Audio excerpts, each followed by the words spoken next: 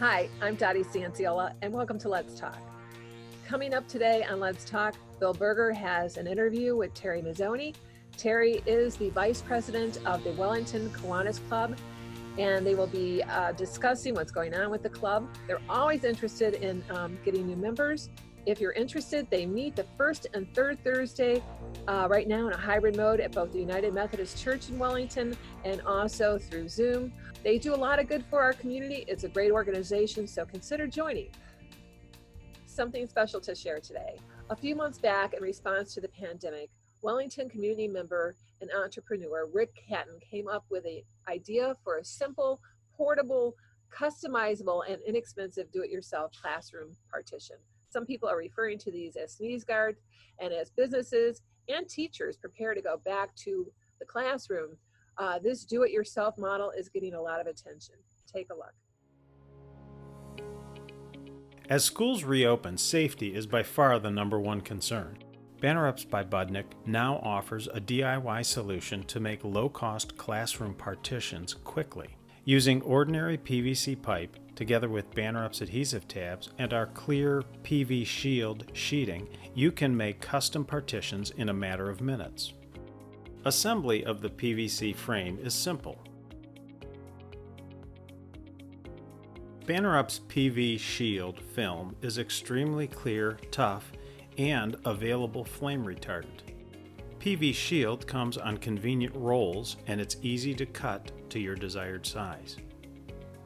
Next, apply Ups tabs to the corners of the partition sheets and punch the holes with a Ups hole punch. Ups tabs are super strong and maximize the durability of lightweight films. Look how clear PV Shield is.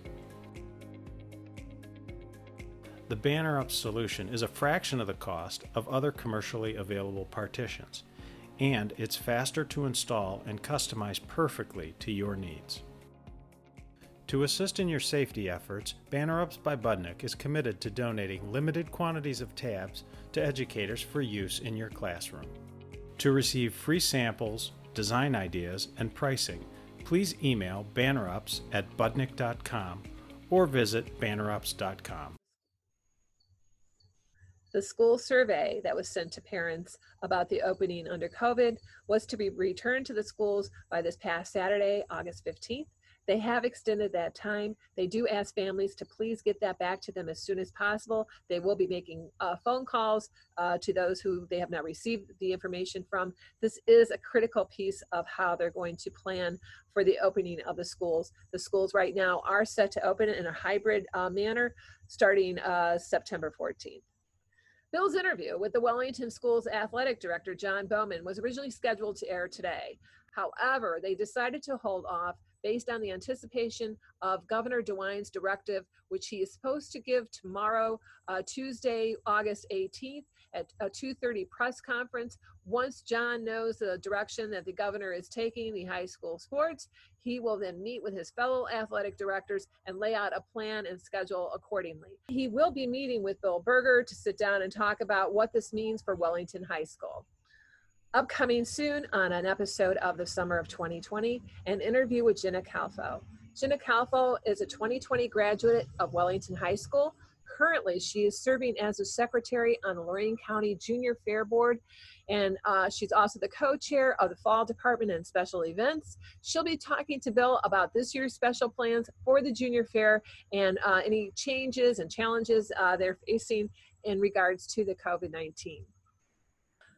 Coming up next, Bill Berger's interview with Terry Mazzone. Terry came to Wellington in 1979 and went to work for the Wellington Enterprise as a news reporter and editor. He stayed there for over 10 years. He later went on to work for the Lorain Medina Rural Electric Company back in 1992 and also served at the Wellington Fire Department District for over 17 years.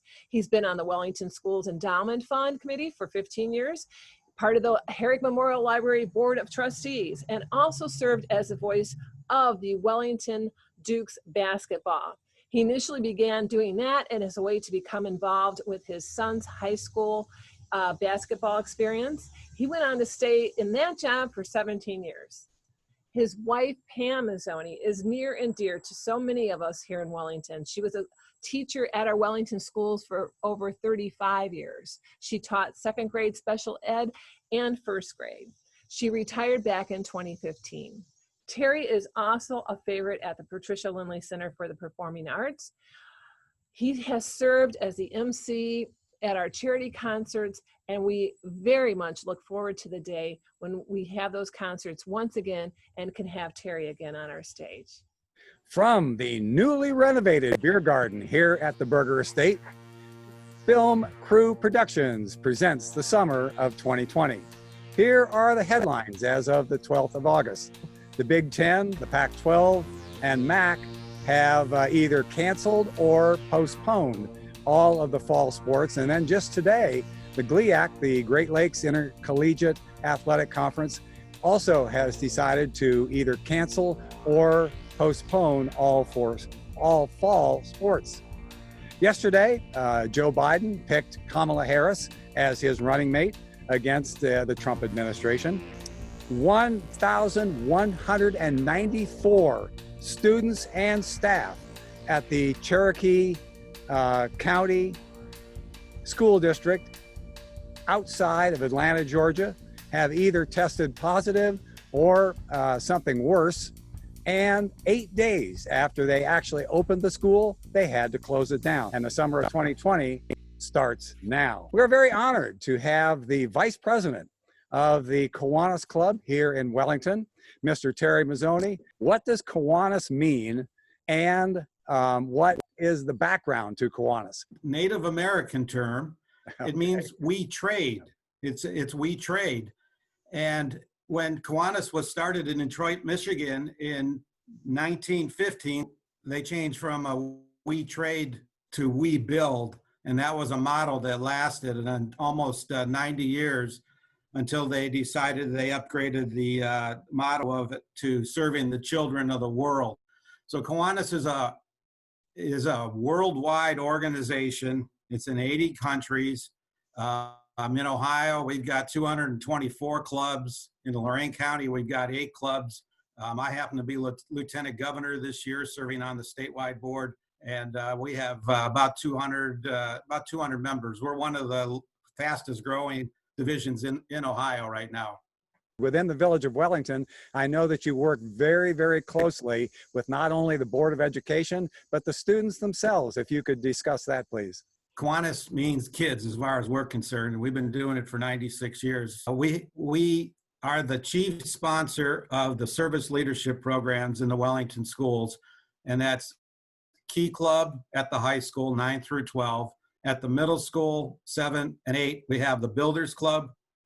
Right now, the Builders Club and the Key Club are pretty much working together, and we're working in the elementary school. We have what we call our K kids, and that goes from first grade to 6th grade, and they're our busiest club of them all. And we give scholarships, we support Community Day, things of that sort. I believe before the end of the year, you gave out 3 $1,000 scholarships. Our committee had a hard time. We were only budgeted for 2, and then we said, we can't separate the next one. So we ended up giving out a 3rd one.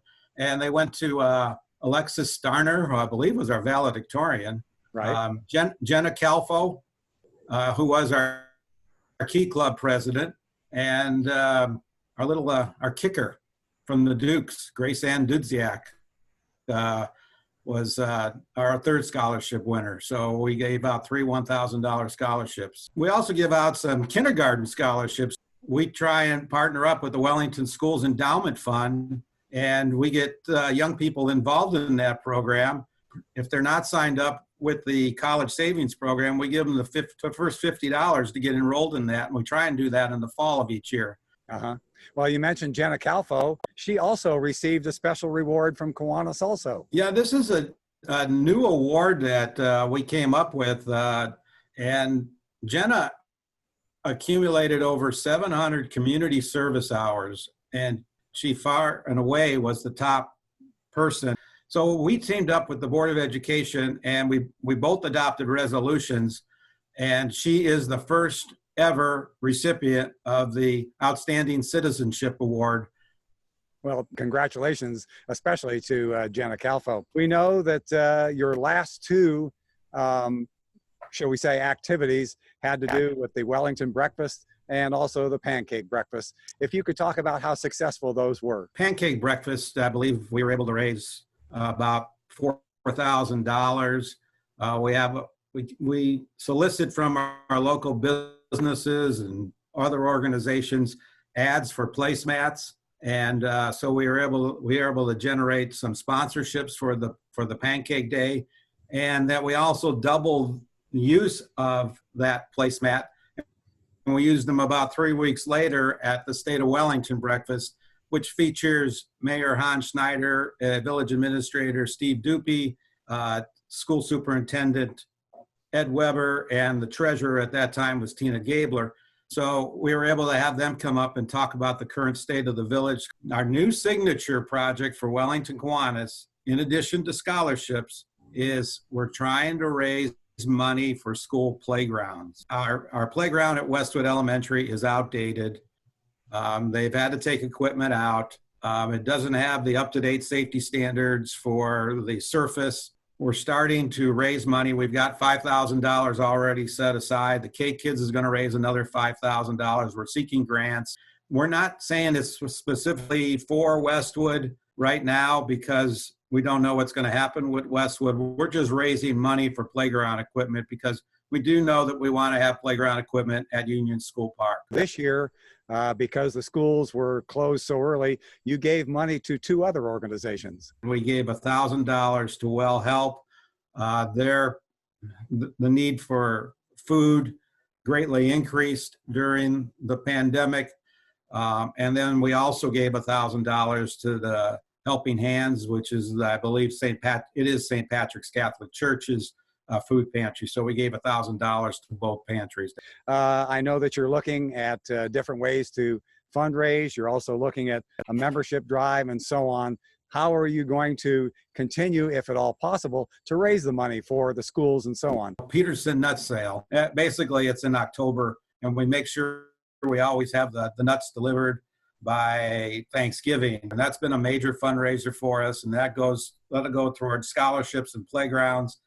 I would think we'll be able to pull that off this year, but we always have had great school support and student support. You know, we tried to give a lot of money back to the community. We're hoping the community is going to be ready to buy nuts come October. Terry, I would be remiss if we didn't talk about, finally, the commemoration of the unfortunate passing of Alice Harrison. If you could talk about her importance to the Kiwanis Club and to the village itself.